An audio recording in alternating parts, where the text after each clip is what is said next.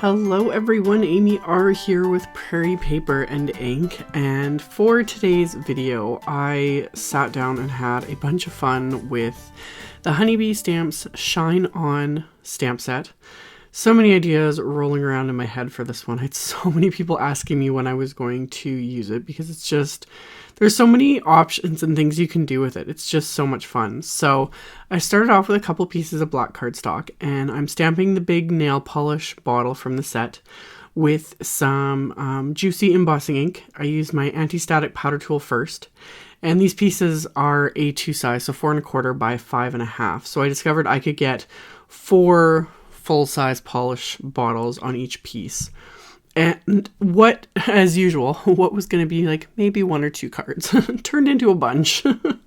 So for the first piece, I used clear embossing powder. This is Nuvo's clear embossing powder. So I sprinkled that over it, and then I'm using my heat tool to melt this. I know I've been raving about this heat tool a lot in my recent videos. I've said it before, I'll keep saying it. This one is amazing. It's such a huge difference. I want to heat emboss everything now because this tool just melts it so much faster and so much better than my previous one, which was a really good heat tool. So anywho, melted the first one. Like I said, I did clear, so I've just got that glossy clear outline. And then for the second piece, I decided to do white heat embossing. So I used Nuvo's Glacier white embossing powder for it. Just kind of for a different look, and I was just curious how they would look in the end. So I started with just these 2 panels with the polish bottles, and I pulled out the Prima. I have the metallic pastel accents, and I actually ended up pulling out the Prima metallic accents palettes. So the pastel accents is the newer one. I've had the original metallic accents for a really long time now and really like it. Like, these are very affordable compared to like my fine tech, like fancy ones that are quite pricey. These are around the $15 mark, and they look best on dark cardstock. They do not look very good on, regular watercolor paper or lighter cardstock. Just the metallic and the color and everything really pops on dark cardstock. So I decided to do a little bit of experimenting. I was originally only going to paint the polish bottles, and then I remembered that the metallic accents has this kind of black steel gray-ish metallic color. So I used that to start painting all of the polish bottle lids, and I loved it. So I used that, and then I also used the bottom right of the pastel accents is kind of a white sort of color. It's whitey silver. So I just watered that one down a bit and painted that along the bottom because that's, kind of the glass of the glass bottle. So I definitely sped up in editing this whole process because I ended up doing a ton.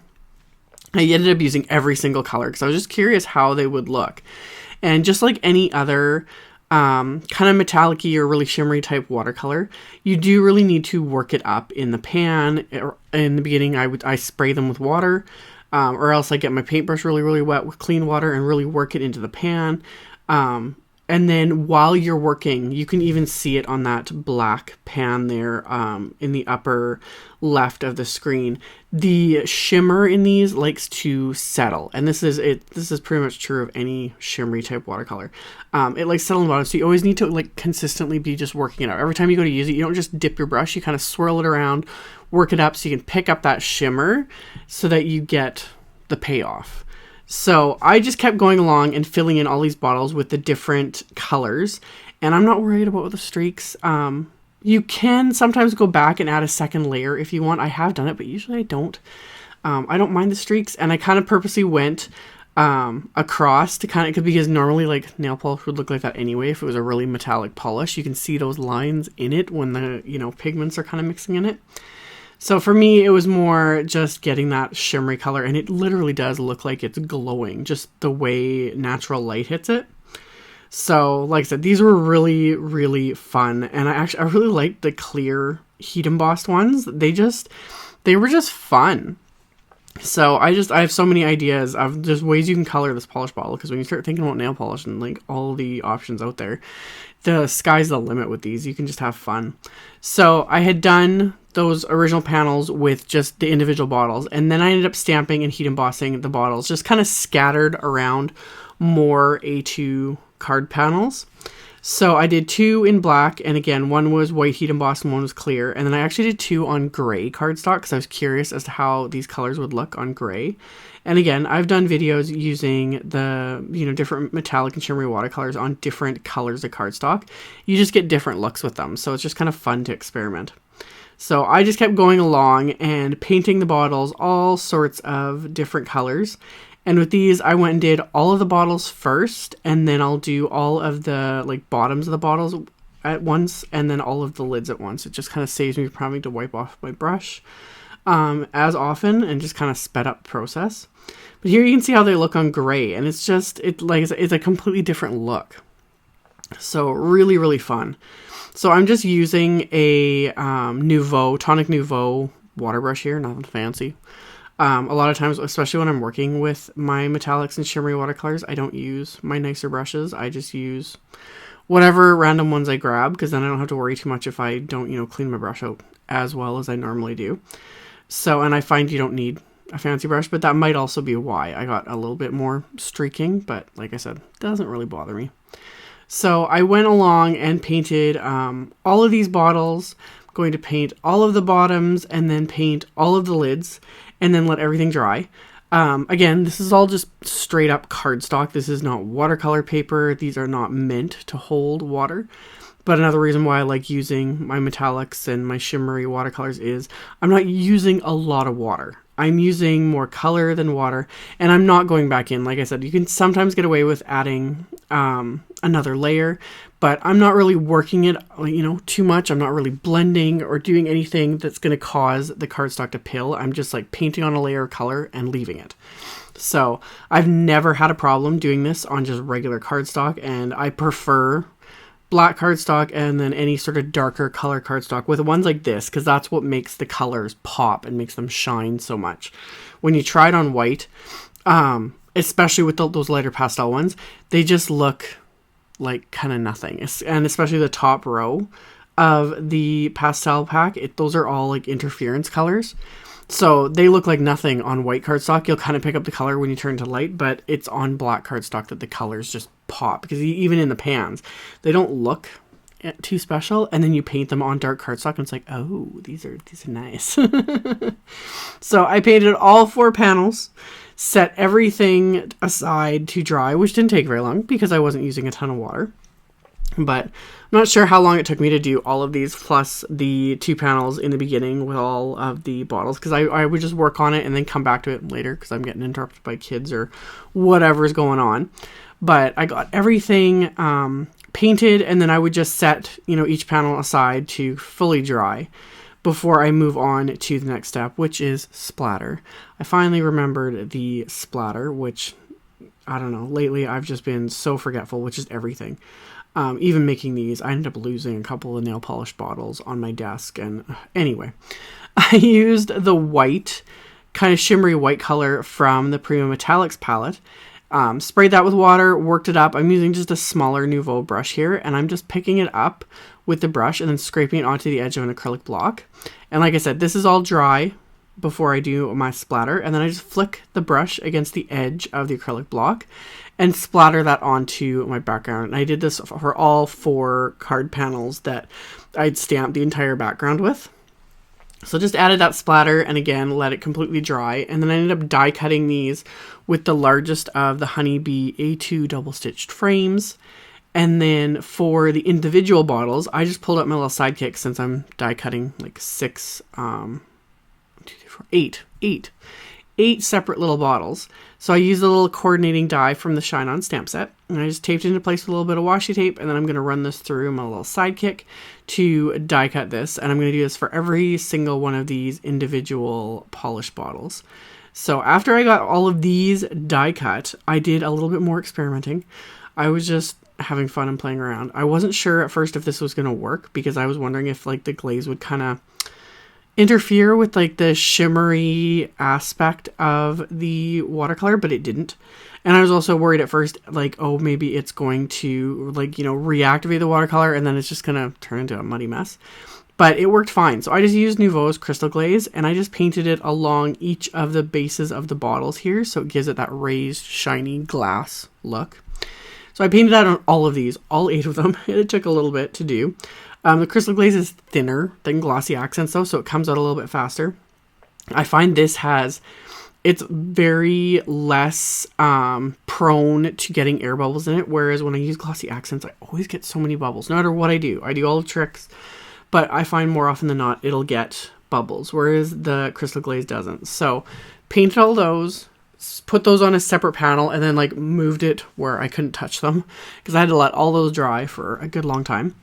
And then for my sentiments, I'm using sentiments from that Shine On stamp set as well as the Friends Like You stamp set. And I am stamping them onto scraps of the same gray cardstock as well as black cardstock. And just stamping it with that juicy ink and then using the white heat embossing powder. Also, to note, I use the coffee filters, to filter back my embossing powders. When I'm using more than one color, like this time I use white and clear, I keep separate coffee filters for those embossing powders. So I had one coffee filter for the clear, one for the white. I don't mix them and use the same filter because I don't want particles contaminating my embossing powders. So when I'm working on projects or doing different things, I always make sure to have a separate one, keeping those powders completely separate, because I have literally contaminated my embossing powders over the years, thinking, a coffee filter was clean and there was, flecks of silver in it or flecks of gold, and then those end up in the white and it ends up completely, muddying the embossing powder over time. So I kept everything separate and then stamped all of my sentiments, heat embossed all of those, and then these full panels of backgrounds. Like I said, I die cut it with the largest of the A2 double stitch frames, and then I cut down cardstock in just some bright fun colors to be slightly larger than the frames. So I adhered the backgrounds to those cardstock panels with my Xyron Mega Runner, and then I adhered those to my card bases, which are A2 top folding cards made from heavyweight white cardstock. So I did all of that in the same step. This is like when I'm doing multiple sets of cards, I do everything in the same step. So I did all my stamping and heat embossing of the main images first, all the watercoloring second, all the die cutting third, all the assembling fourth, etc., etc. Just, it makes everything go a lot smoother. Like doing, tons of cards like this. Like I said, I'd meant to do, a couple cards, ended up doing 8. So after I had all of my sentiments trimmed down, I'm using just foam tape to adhere them to my card bases here. So just popping them into place with the foam tape. And then once I have all of my sentiments adhered, I'm going to quickly finish the insides of these cards. And I decided to keep the insides of these really simple since I have so much going on the outside. So all I did was use the polished bottle and dye inks in the same colors as the cardstock. And I just inked up the polished bottle with the ink, stamped on the inside of the card, and without re-inking the stamp, I just stamped it a second time, kind of off center there. So I've got the, first generation image and the second generation, so 2 shades of the same color with no effort whatsoever. So I just did that with all 4 of these cards. Just went along, inked up the polish bottle, stamped it a second time, wiped off the stamp, and then went on and finished the next card. So I've got all 4 insides stamped with the polish bottles. And then as a final embellishment, I pulled out a bunch more Nuvo crystal drops, and I was saying this in another previous video, how I'm back on the bandwagon with these and obsessed with them. Especially the last few days because it's been really, really warm here. We went straight from winter to summer, I swear. It's just been kind of crazy. But you will notice if the temperature fluctuates wherever you keep your Nuvo drops, the consistency changes. If you are in a really warm climate, these are a lot thinner. They come out a lot faster. During the winter sometimes, if my office would get really cold, the consistency would obviously change and these would thicken up and they'd be a lot harder to get out of the bottles. They wouldn't settle as much. I've shown that in videos though. If you really tap your card, I'm going to do it right here.